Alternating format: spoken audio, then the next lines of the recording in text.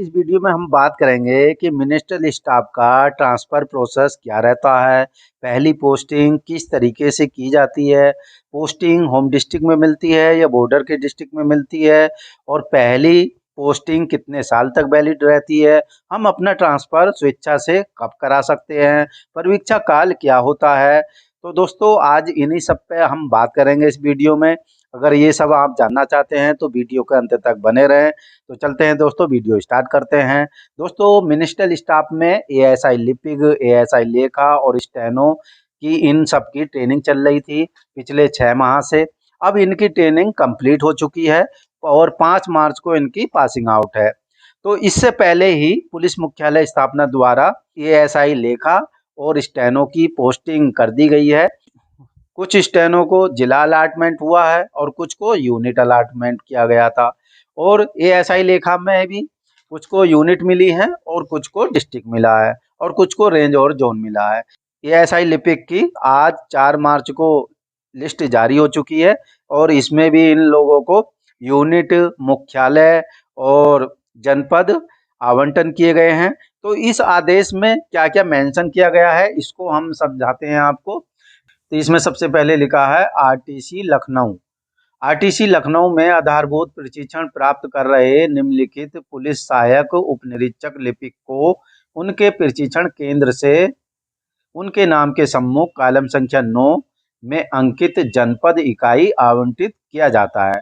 तो जो बच्चे ट्रेनिंग कर रहे थे आरटीसी लखनऊ में, उनको जनपद और इकाई, जोन और रेंज और मुख्यालय अलाटमेंट किए गए हैं। और इसके नीचे क्या लिखा है, नीचे लिखा है दूसरे पैरे में, केवल आधारभूत प्रशिक्षण में सफल होने वाले अभ्यर्थियों को ही आवंटित जनपद इकाई हेतु कारमुक्त किया जाएगा। यदि कोई सहायक उपनिरीक्षक लिपिक आधारभूत प्रशिक्षण में अनुत्तीर्ण हो जाता है तो उसे आवंटित जनपद इकाई हेतु तभी कारमुक्त किया जाएगा जब वह पूरक प्रशिक्षण में सफल होगा।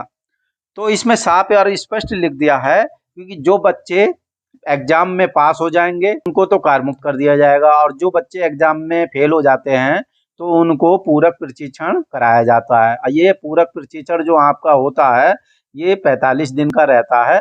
45 दिन का पूरक प्रशिक्षण कराया जाता है, उसके बाद फिर एग्जाम होता है और जब बच्चे ये पास हो जाएंगे तब जाके ये वहाँ पर अपना आवंटित जनपद इकाई या मुख्यालय में आगमन कराएंगे। बहुत कम चांस होता है, कोई बच्चा एक आधा ऐसा फेल हो जाता है, ज़्यादातर सभी बच्चे पास हो जाते हैं।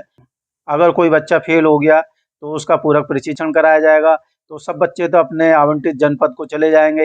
जो बच्चे बचेंगे पूरक प्रशिक्षण वाले, इनका पूरक प्रशिक्षण अलग से चालू होगा।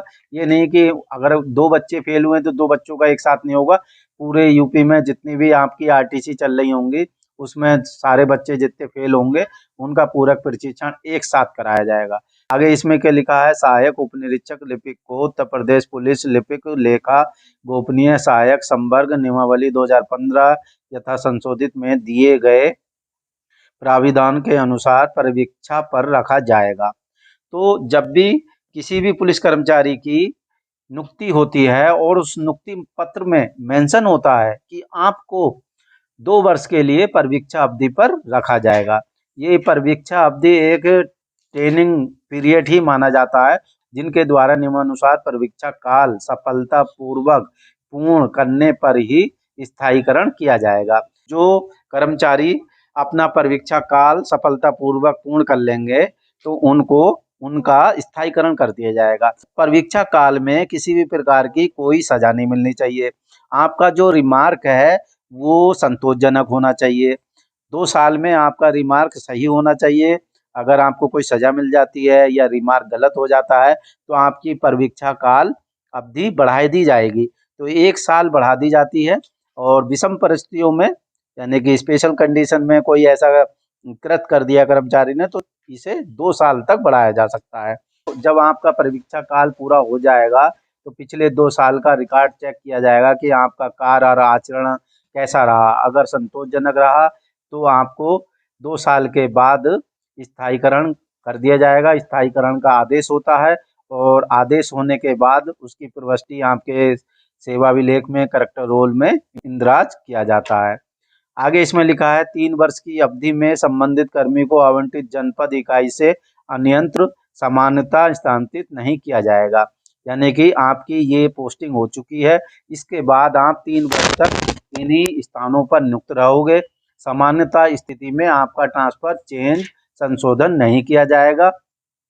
और 3 वर्ष के बाद जब सीजनल ट्रांसफर होते हैं तो उसमें आप एप्लीकेशन दे सकते हैं और अपना स्वेच्छा से अपना ट्रांसफर कहीं भी करा सकते हैं। जब आपको एक जनपद में, एक यूनिट में या कहीं एक जगह 5 साल हो जाएंगे तो आपका ट्रांसफर दूसरी जगह हो जाता है, क्योंकि मिनिस्ट्रियल स्टाफ का एक जनपद का 5 साल का टाइम है। इसके बाद आपका दूसरी जगह ट्रांसफर हो जाएगा। तो इस तरीके से एक रेंज में आप 12 साल काट सकते हो।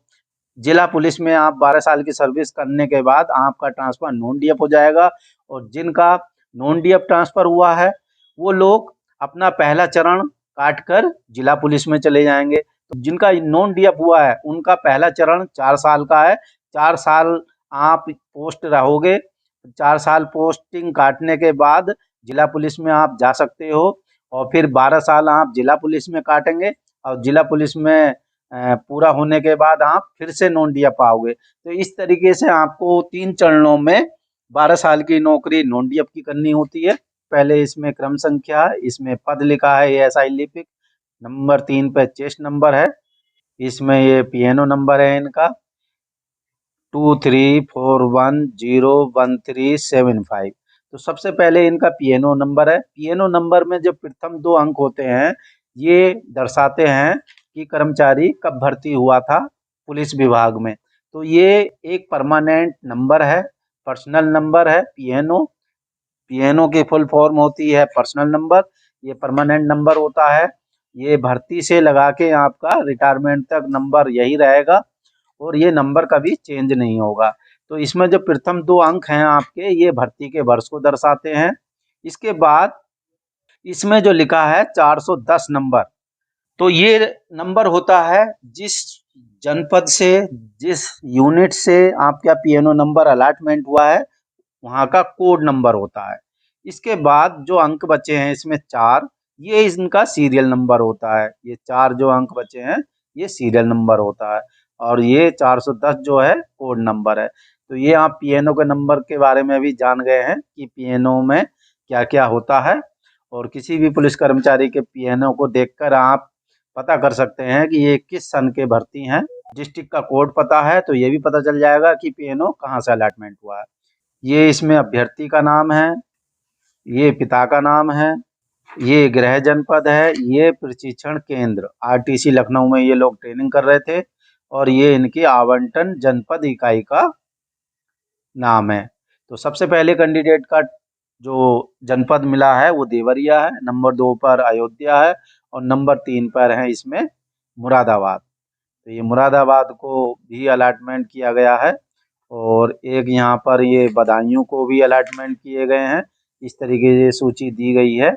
ये हापुड़ के रहने वाले हैं और मुरादाबाद इनको पोस्टिंग मिली है, और ये गाजियाबाद के रहने वाले हैं और इनको आगरा पोस्टिंग मिली है। तो मिनिस्ट्रियल स्टाफ में ट्रांसफर जो होता है वो बॉर्डर डिस्ट्रिक्ट को छोड़कर होता है, और होम डिस्ट्रिक्ट नहीं मिलता है, ना ही बॉर्डर का डिस्ट्रिक्ट मिलता है।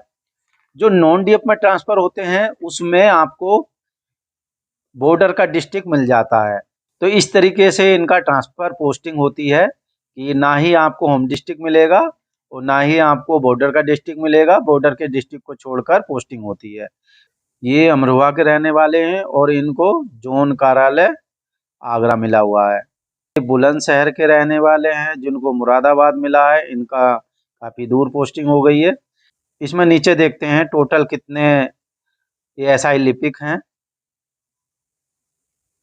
तो ये पूरी लिस्ट है।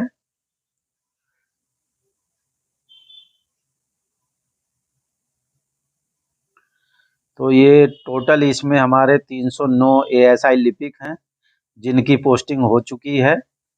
ये लेटर आर्डर डेट देख सकते हैं आप, 4 मार्च 2024 को पोस्टिंग हुई है। इसमें कुछ लोगों को पीएसी मुख्यालय मिला है, जैसे ये हैं, ये हैं और ये हैं। और भी काफ़ी लोग हैं इसमें पीएसी मुख्यालय फतेहपुर, मुख्यालय पुलिस महानिदेशक, पीएसी मुख्यालय। काफ़ी लोग पीएसी मुख्यालय गए हैं। 2 लिस्ट हैं इसकी, तो दोनों लिस्टों में पीएसी मुख्यालय को टोटल 55 एएसआई लिपिक का आवंटन किया गया है और पीएसी मुख्यालय द्वारा भी अब इनको पीएसी अलॉटमेंट कर दी जाएंगी। ये दूसरी लिस्ट है। इसमें सबसे ऊपर लिखा है आरटीसी 2 पीएसी सीतापुर। तो ये आरटीसी सीतापुर में ट्रेनिंग कर रहे थे, जिनकी पोस्टिंग कर दी गई है। ये इनका प्रशिक्षण केंद्र का नाम है और आगे इनका ये आवंटन जनपद इकाई का नाम है। सबसे पहले अभिसूचना विभाग उत्तर प्रदेश लखनऊ, नंबर 2 पर आपका पीएसी मुख्यालय, नंबर 3 पे हापुड़, फिर बुलंदशहर, जालौन, मिर्जापुर और मुख्यालय पुलिस महानिदेशक। इस प्रकार इनकी पोस्टिंग हो चुकी है। तो इसमें टोटल कितने हैं? इस वाली लिस्ट में टोटल 200 एएसआई लिपिक हैं जिनकी पोस्टिंग हो चुकी है। ठीक है, तो सारी चीज़ें आपको समझ में आ गई होंगी कि पोस्टिंग का प्रोसेस क्या रहता है। पहली पोस्टिंग हमारे कितने साल तक वैलिड रहती है, स्वेच्छा से ट्रांसफ़र हम कब करा सकते हैं, और हमारा जो ट्रांसफ़र है मिनिस्ट्रियल स्टाफ का वो बॉर्डर डिस्ट्रिक्ट में नहीं होता है और नॉन डीएफ में बॉर्डर डिस्ट्रिक्ट में ट्रांसफ़र हो जाता है। सिर्फ इतना अंतर है डीएफ और नॉन डीएफ की पोस्टिंग में। ठीक है, आई होप सारी चीज़ें आपको समझ में आ गई होंगी। अगर वीडियो अच्छी लगी हो तो वीडियो को लाइक और शेयर करें। मिलते हैं नेक्स्ट वीडियो में, तब तक के लिए जय हिंद, जय भारत।